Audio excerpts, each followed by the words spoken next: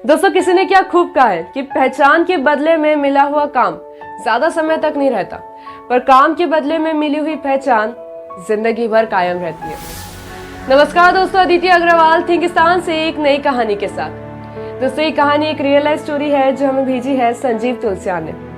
दोस्तों, ये कहानी हमें बता रही है कि अगर हमारे काम के प्रति लगन है, हमारे काम के प्रति हमारा विश्वास है, तो जिंदगी में सफलता जरूर मिलती है। दोस्तों, इस कहानी के लिए हम संजीव तुलसियान का बहुत बहुत शुक्रिया करते हैं, क्योंकि उन्होंने हमें मौका दिया है कि हम उनकी कहानियों को लोगों के सामने प्रेजेंट कर रहे हैं, और इनफैक्ट हमको ये चांस दिया है कि हम उनकी कहानी से कुछ सीख सके। दोस्तों, है कोई कहानी, है कोई किस्सा या हो कोई अनुभव जो केवल पास हो आपके, वो लोगों से हटके और लाना चाहते हैं उसे दुनिया के सामने, तो भेजिए हमें हमारे इंस्टा हैंडल थिंकिस्तान_20 पर आपके नाम, आपके शहर के नाम, आपके फोटोज के साथ।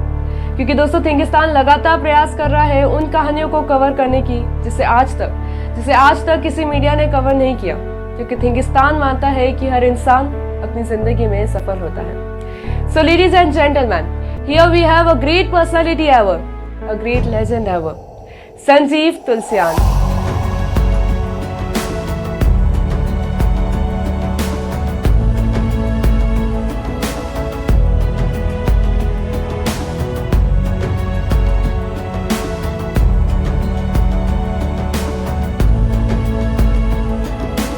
कतार जरा लंबी थी इसलिए सुबह से ही शाम हो गई। कतार जरा लंबी थी इसलिए सुबह से ही शाम हो गई।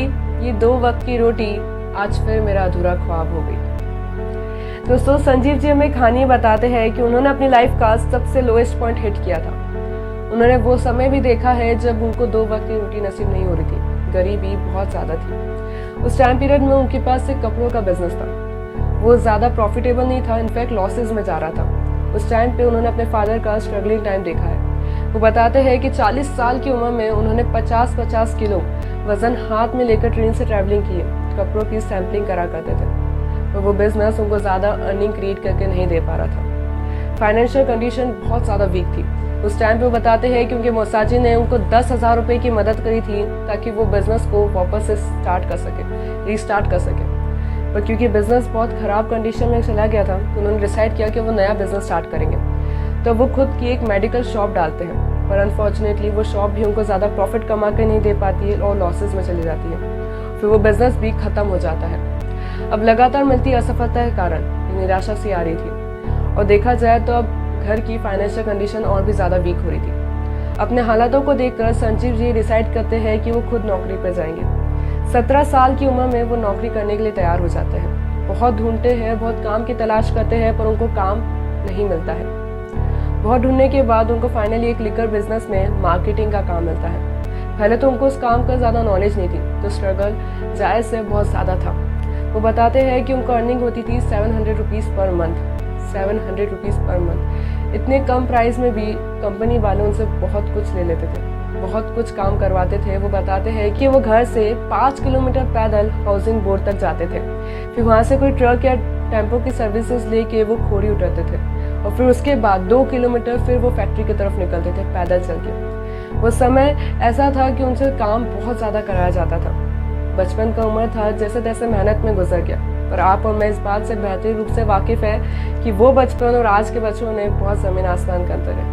अब क्या करें, मोबाइल जैसे ऐसे यंत्र ने इंसान को आलसी बना दिया है। समय गुजरता है, धीरे धीरे उनको उस काम की समझ आने लग जाती है। वो मार्केटिंग का काम बखूबी तरीके से करने लग जाते हैं। इस टाइम पीरियड में बताते हैं कि उनके बॉस का उनको बहुत ज़्यादा सपोर्ट था। उनके बॉस ही थे जिन्होंने उनको काम करना सिखाया। उनकी गाइडलाइंस में, उनकी गाइडेंस में वो बहुत आगे गए और बहुत कुछ नया सीखा मार्केटिंग की फील्ड में। आगे समय गुजरता गया। 1992 उन्होंने अपनी लाइफ की बहुत बड़ी मिस्टेक करी। वो बताते हैं कि जैसे वो यूपी जाते थे अपने काम के सिलसिले में, उनके जो दोस्त थे, उनके दोस्त उनको अक्सर बोला करते थे कि संजीव, तुम इस काम को छोड़ दो, ये काम अच्छा नहीं है, अपन यूपी में ही कुछ काम करेंगे, ये काम करेंगे, वो काम करेंगे। और उन्होंने उनकी बात मान ली। ये उनकी सबसे बड़ी गलती थी। और फिर उस टाइम उनको रियलाइज़ हुआ कि 2-3 महीने तक तो काम चल जाता था, पर उसके बाद क्या, उसके बाद कुछ नहीं हो पाता था। उन्होंने फिर से नौकरी ज्वाइन करी और इस बात को रियलाइज़ करा कि लाइफ में कभी भी लोगों की बातों पे ज़्यादा यकीन नहीं करेंगे। और दोस्तों, सही है ना, आज के ज़माने में देखा जाए तो शुभ चिंतक इतने ज़्यादा है कि आपका शुभ होते ही उनको चिंता होने लग जाती है। फिर समय गुजरता है और 1998 उनकी लाइफ का सबसे बड़ा टर्निंग पॉइंट आता है। उस टाइम पीरियड में बताते हैं कि वो बॉम्बे जा रहे थे अपने काम के सिलसिले में, तो उनका कार एक्सीडेंट हो जाता है। उनकी कार खाई में गिर जाती है। कम से कम 1.5 या 2.5 महीने तक वो कोमा में रहते हैं और उस टाइम आसपास के लोग उनको हॉस्पिटल लेके जाते हैं। उस टाइम इनफैक्ट डॉक्टर्स बोलते थे कि अब इंसान का बचना नामुमकिन है। उस टाइम भगवान का आशीर्वाद था, उनकी कुल देवी का आशीर्वाद था जो उनको मौत के मुंह से बाहर निकाल के ले आया था।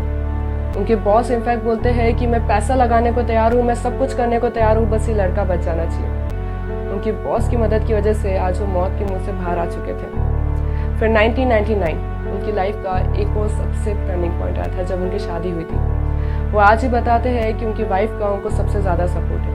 उनकी वाइफ यानी कि स्वाति तुलसियान उनका बहुत मदद करती है, उनके काम की उसमें बहुत ज़्यादा मदद करती है। वो बताते हैं कि चाहे दुख हो सुख हो, काम में खुशी हो या गम हो, हर समय मेरी वाइफ मेरे हमेशा साथ रहती है, हमेशा मुझे सपोर्ट करती है।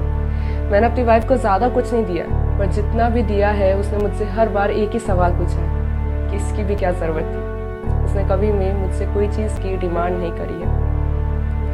दोस्तों, औरत पे खूबसूरत बात याद आती है कि औरत मोहताज नहीं किसी गुलाब की, औरत मोहताज नहीं किसी गुलाब की, वो तो खुद बागबान है इस पूरे कायनात की। समय गुजरता है, अब लाइफ में सक्सेस मिलने लग जाती है। धीरे करके सब कुछ बिल्कुल बदल जाता है। अब इस कदर उनकी सफलता होती है कि आज प्रेजेंट में देखा जाए तो उनका खुद का एक बंगला है, उनकी खुद की एक कार है, उनका खुद का फ्लैट है। देखा जाए तो बिजनेस में भी आज वो 7 जिलों के मार्केटिंग हेड है लिकर के बिजनेस में। और ये छोटी बात नहीं है, क्योंकि जीरो से स्टार्ट करने वाले बंदे को इतनी सफलता मिलना बहुत मुश्किल से मिलती है। तभी मिलती है जब आपका आपके काम के प्रति लगन होता है, आपकी मेहनत के प्रति आपका विश्वास होता है।